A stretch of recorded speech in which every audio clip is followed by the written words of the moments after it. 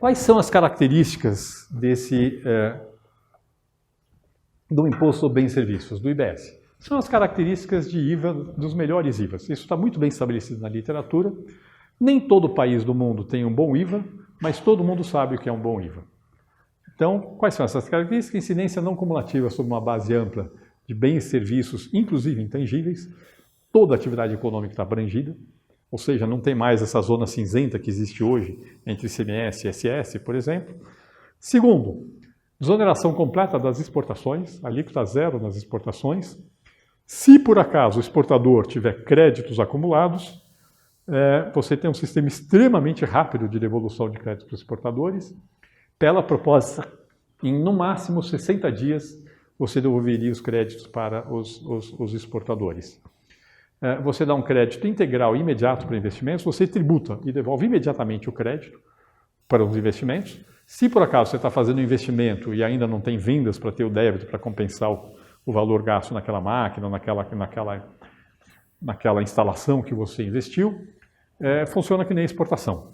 Você devolve imediatamente o crédito do imposto para o investidor. O crédito é amplo, ou seja, tudo aquilo que é utilizado na atividade produtiva gera crédito. E esse é um ponto importante. Qual é a exceção? A exceção é que você não pode usar o crédito de imposto para desonerar o consumo pessoal. Você não pode usar o crédito de imposto para que o sócio da empresa, o dono da empresa, jogue as despesas de consumo dele como despesa da empresa e recupere o imposto pago sobre esse consumo pessoal. Mas isso são questões muito pontuais, como, por exemplo, sei lá, gasto com restaurante, ou então o uso de automóvel de passeio, que você vai ter que ter uma regra clara sobre como você pode ou não pode recuperar o crédito sobre esses produtos. No mais, tudo aquilo que tem a ver com a atividade produtiva, comprei um serviço de consultoria, paguei por um serviço de consultoria, paguei por um serviço de marketing, transporte, telecomunicações, não importa. Tudo aquilo que é utilizado na atividade produtiva gera crédito para a empresa na etapa subsequente. Outra característica é o imposto incidirá sobre o preço líquido de tributos, ou seja, ele incide sobre o preço sem imposto. Sem PIS, sem COFINS, sem IPI, sem ICMS, sem ICS e sem o próprio IBS. Inclusive, a tendência com esse novo modelo é que as empresas passem, nas transações comerciais, a transação passe a ser feita com base no preço sem imposto. Você vai negociar o preço sem imposto e em cima disso vem o imposto. O custo do governo é por fora. A transação comercial é aquilo que te pertence, não a parte que pertence ao governo. Com relação às empresas do Simples, a gente está propondo que seja opcional para elas a adoção desse modelo. Ou seja, ou fica tudo como está, absolutamente tudo como está, só que neste caso a empresa do Simples não se apropria de crédito e não transfere créditos para frente, ela está fora do sistema de débito e crédito, ou a empresa do Simples você tira do faturamento a parcela do Simples que corresponde aos 5 tributos que estão sendo substituídos pelo IBS e ela entra no regime normal de débito e crédito como qualquer outra empresa. Para as empresas que estão no meio da cadeia produtiva, essa segunda opção vai ser melhor, com certeza, porque é muito melhor você pagar um imposto que ainda que seja mais alto, você gera crédito para o seu adquirente e você recupera o crédito correspondente aos insumos que você adquiriu.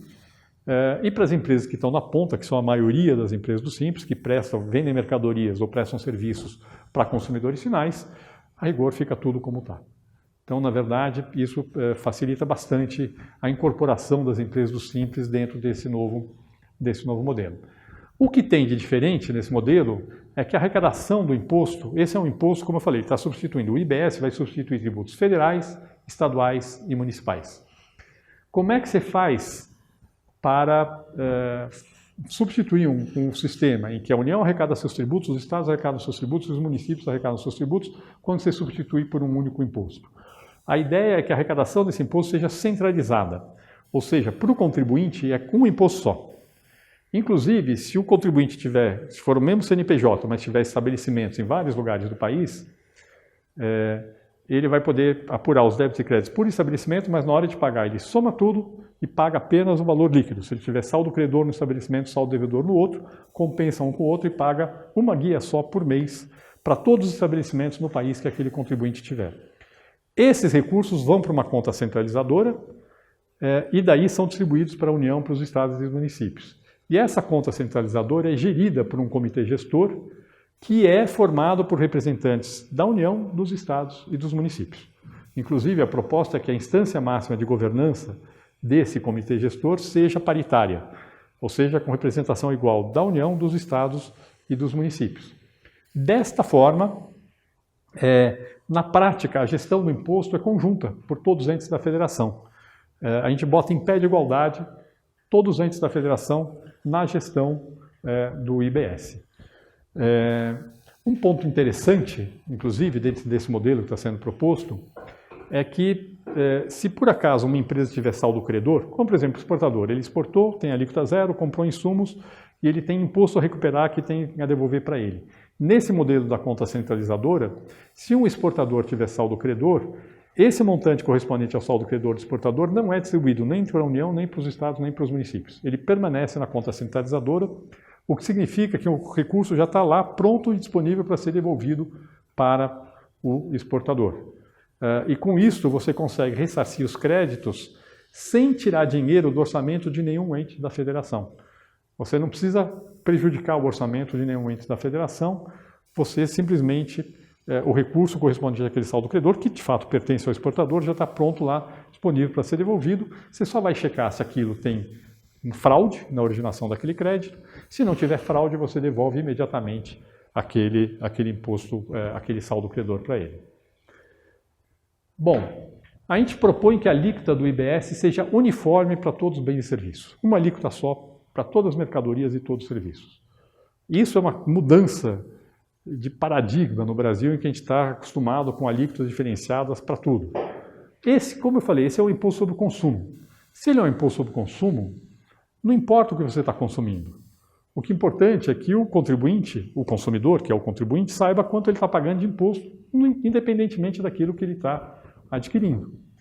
E aí vai vir a pergunta, mas como é que fica a desoneração da cesta básica que existe hoje no Brasil? Isso não prejudica os pobres?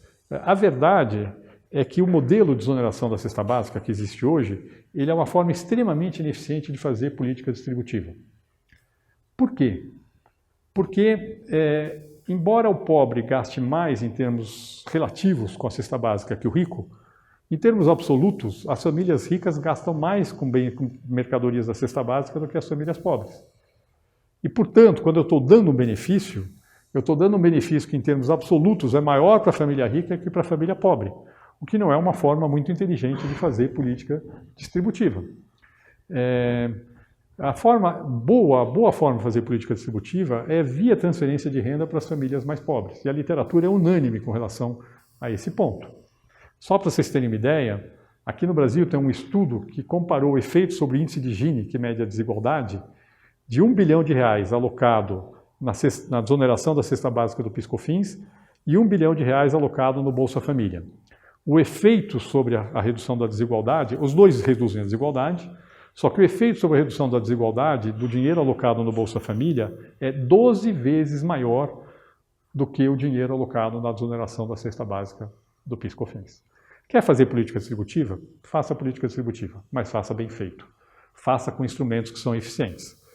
Desse ponto de vista, a proposta para o IBS é adotar um modelo que se chama isenção personalizada, que é um modelo no qual os contribuintes de baixa renda, que estão inscritos no cadastro único dos programas sociais, ao fazer suas compras, eles dariam o seu CPF e o imposto incidente sobre essas compras, com um limite por família, que seria dado pelo padrão de consumo das famílias de baixa renda, ele seria devolvido para essas famílias via crédito no cartão dos programas sociais no mês seguinte àquele em que foi feito a compra.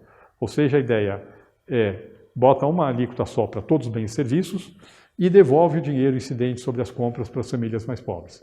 O efeito desse modelo é que ele é, do ponto distributivo, melhor que o modelo atual, melhor, não só porque ainda existe alguma incidência na cesta básica das famílias pobres, de ICMS, por exemplo, mas também porque o que as famílias de baixa renda ganham no Brasil com desoneração de cesta básica, elas perdem com o pagamento de alíquotas mais altas sobre eletricidade e telecomunicações, que são itens importantes da cesta de consumo das famílias de baixa renda no Brasil. Ou seja, o modelo atual você dá com uma mão e tira com a outra. No modelo proposto, a gente, na verdade, vai propor fazer uma regra em que cobra igual de todo mundo, mas vamos devolver o dinheiro, o imposto pago para as famílias de baixa renda. Isso tem duas consequências positivas. Uma, do ponto de vista distributivo, é melhor do que o sistema atual. Melhora mais a distribuição de renda do que o sistema atual. Segunda consequência, é mais barato. Custa menos do que fazer a desoneração da cesta básica. O que significa ser mais barato do ponto de vista do IBS? Como a proposta do IBS é manter a arrecadação atual, na hora que eu faço uma política que é menos custosa, isso significa que a alíquota do IBS para todas as mercadorias e serviços vai ser mais baixa do que ela seria se eu adotasse o modelo de desoneração da cesta básica. Ou seja, se eu adotasse o modelo de desoneração da cesta básica no IBS, a alíquota sobre todas as outras mercadorias e serviços teria que ser muito mais alta do que o aumento de alíquota que eu preciso para fazer esse modelo de isenção personalizada. Ou seja, a ideia é ter uma política mais eficiente do ponto de vista distributivo e menos custosa para a sociedade.